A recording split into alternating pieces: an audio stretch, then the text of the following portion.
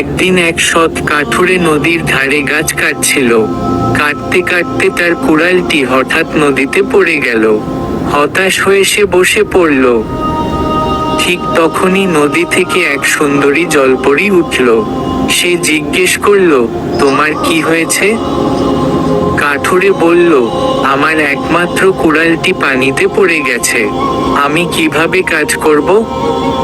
জলপরী নদীর নিচে ডুব দিল এবং সোনার কুড়াল নিয়ে ফিরে এলো। এটি কি তোমার কুড়াল? জিজ্ঞেস করলো জলপরী। কাঠুরে বলল, না, এটি আমার কুড়াল নয়। জলপরী আবার ডুব দিল এবং এবার রূপার কুড়াল নিয়ে এলো।